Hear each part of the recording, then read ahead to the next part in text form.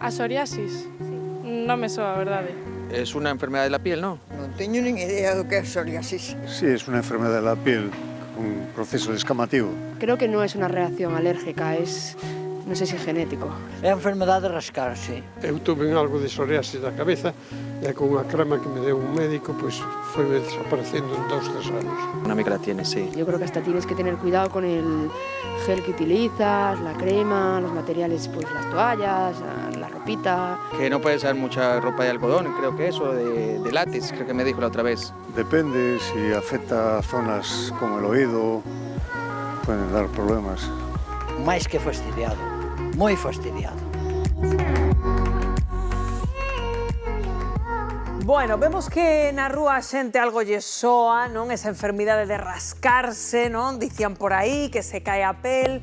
Héctor, pero falamos dunha afección seria que dicía eu antes non ten cura, que é a psoríase, que como a poderíamos definir, Héctor? Pois mira, vamos pensar que o noso corpo, digamos, que loita contra a nosa pele, é dicir, porque isto todo empeza por unha resposta anómala, defectuosa do noso sistema inmune, é dicir, nós todos vamos mudando a pel, é dicir, as nosas células da pel van mudando, tardamos aproximadamente un mes en que medren novas células e que teñamos unha nova pel. Por eso, cando nos poñemos morenos no verán, ao cabo dun mes desapareceu ese moreno, porque vai renovándose a pel. Que é o que ocorre coas persoas que teñen psoriase? Que ese proceso acelérase. É dicir, o que ocorre nunha persona que non ten psoriase, o que ocorre nun mes, neles ocorre en 7-10 días. É dicir, ese proceso de remuda da pel acelérase e por eso acumúlanse esas placas, esas escamas que estamos vendo nas imaxes que se van acumulando en determinadas zonas da pel. Héctor, por que co frío a xente que ten psoríase sufre máis? Por dous temas. Estamos acumulando moitas borrascas, como dicíamos ao principio, falamos de moitas inundacións,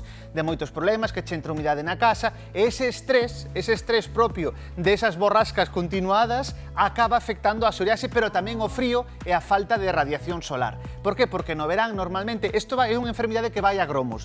É dicir, de repente estou ben, de repente teño un mes malo, logo un mes bon, vai un pouco como a brotes. Entón, claro, cando non temos esa radiación ultravioleta do sol, que é o que está ocorrendo agora, que temos unha radiación moi baixa, afectalle a pel, porque no verán normalmente sempre melloran todos estes procesos. Héctor, a psoríase é sempre igual ou hai tipos de psoríase? Hai tipos, temos diferentes tipos, ademais é que pode afectar a moitas zonas do corpo, pode afectar o coiro cabeludo, as mans, os cóbados, o corpo.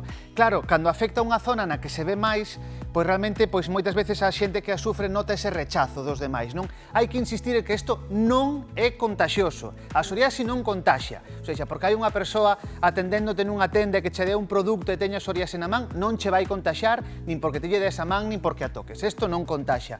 Bastante ten a persoa que o ten como para que encima nos teñamos ese estigma con ela, non? Claro. Entón, hai varios tipos de psoriase. A primeira e a máis habitual é en placas, é dicir, acumúlanse nalgúnha zona do corpo como unhas placas, como escamas, como se foran escamas brillantes de cor prateado ou de cor branca, e vanse acumulando e dan ese aspecto clásico da psoriase en placas. Pero logo tamén temos a eritrodérmica, que ademais desas placas, a pel de ao redor ponse vermella, a pel tamén fórmanse como unha especie de fendas e incluso mesmo pode sangrar. Tamén esas placas ás veces poden sangrar, así que se está envermellecida e sangra un pouquiño, igual é a eritrodérmica. Hai outra moi curiosa que é en pingas, é dicir, esas marcas de psoriase aparecen como se foran monedas, tal cual, como unha moneda dun euro, de 50 céntimos, así por distintas partes do corpo, e son como moedas, tal cual, moedas que se van descamando con esas placas, pero en moedas, sería a psoriase en pingas. E logo a outra que é máis habitual, que é a inversa, é cando aparece en pliegues do noso corpo, é dicir, entre os dedos, por exemplo, por detrás dos xeonllos, na parte interna dos cóbados.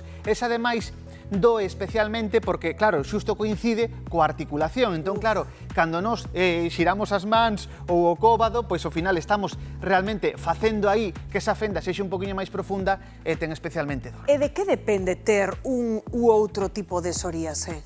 Aquí é que é unha enfermidade moi caprichosa, ou seja, realmente é algo que obedece a ese factor xenético, esa afectación do noso sistema inmune, e dependendo de cada un, vai ser pois en placas ou en pingas ou en psoriasis, incluso a veces combinadas. Combinan. Tamén pode ter, e dependendo da zona do corpo na que nos afecte, podemos ter unha ou outra, ou incluso, como decimos, combinadas unhas e outras. E ademais é algo, como digo, que vai ao longo da vida aparecendo e desaparecendo. Isto é lotaría xenética pura e dura, non? Totalmente, porque realmente non é que se herde como tal, é dicir, non quere decir se eu a teño, os meus fillos non quere decir que a teñan, pero si teñen máis posibilidades de acabar tendo ese xen que si acabe provocando que teñan esa predisposición a ter a psoriase. E como se trata, Héctor?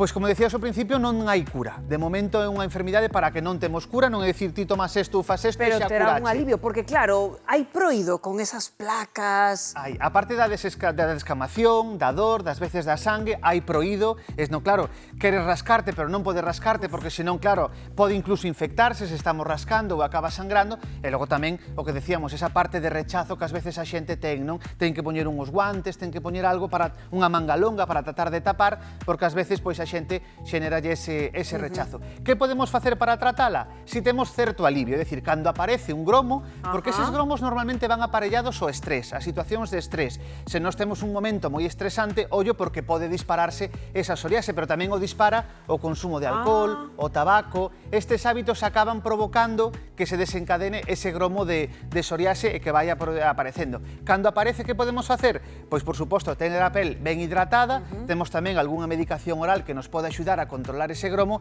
e, por suposto, cremas tópicas que se aplican sobre esa zona que está máis afectada, porque non é que afecte normalmente a todo o corpo, senón a unha zona, poñemos ese tratamento tópico sobre esa zona e vai aliviando a canto antes. E logo, para previr que non volva ese gromo, pois é fácil decilo, pero hai que vir a que tratar de controlar esas situacións estresantes que nos provocan eses gromos e, sobre todo, ter a pel ben hidratada sempre. Bueno, pois anotamos eses conselliños. Creo que hai algunha dúbida de WhatsApp sobre este tema.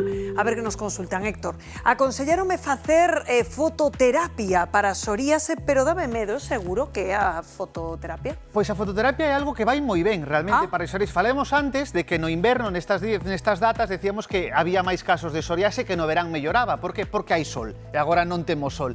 Entón, en que consiste o tratamento da fototerapia? En someterse a unhas lámpadas moi similares ás do clásico solarium que vemos polas rúas ás veces, pero de xeito controlado. É dicir, isto non é vou pola miña conta ao solarium e estou ali o tempo que queira, non. Senón o dermatólogo vai dicir, bueno, pois unha exposición de 1 minuto, de medio minuto, de minuto e medio. Esas exposicións controladas e indicadas polo dermatólogo poden axudarte a controlar eses brotes de psoriase ou mismo a previlos. Eso é a fototerapia. A falta de sol natural, pois buscamos o artificial. Pois miren, pois bo consello. máis preguntiñas.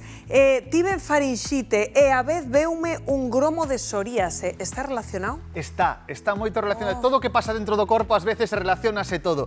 É certo que as infeccións, cando nós falamos dos procesos de estrés que desencadenan eses gromos, pero tamén as infeccións, especialmente as infeccións de gorxa. Eses estreptococos da gorxa acaban provocando moitas veces eses gromos de psoriase, así que sí, está relacionado. Bueno, pois temos unha preguntiña máis. Dime, mira que interese desperta este tema. A ver, que máis? Teño psoríase e dixérome que era hereditaria. Van a herdar os meus fillos. Pois depende, é unha resposta moi galega, pero que así, depende. Claro, si é certo que van ter máis predisposición, é dicir, van ter máis papeletas para ese sorteo da psoriase, pero non quere decir que irremediablemente a teñan, non? Pero sí é probable, é moi posible que a teñan. É como se tes o cabelo loiro e os teus fillos o poden herdar ou non? Claro, un pouco tes máis predisposición a herdalo, pero neste caso, pois claro, vai depender un pouco deses factores. Si é certo que cando aparece, é raro, ás veces pasa que xa un que dende moi pequeniño ten a psoriase, pero normalmente o primeiro gromo de psoriase adoita aparecer aí na adolescencia, entre os 10, 12, 15, ata os 20 e pico anos. Pode aparecer a calqueira idade, pero normalmente o primeiro gromo aparece aí nesa idade. Bueno, pois así están vigilantes, pais, avós, nenos, que os estarán moitos véndonos dende a casa. Grazas, Héctor. Un placer, como sempre.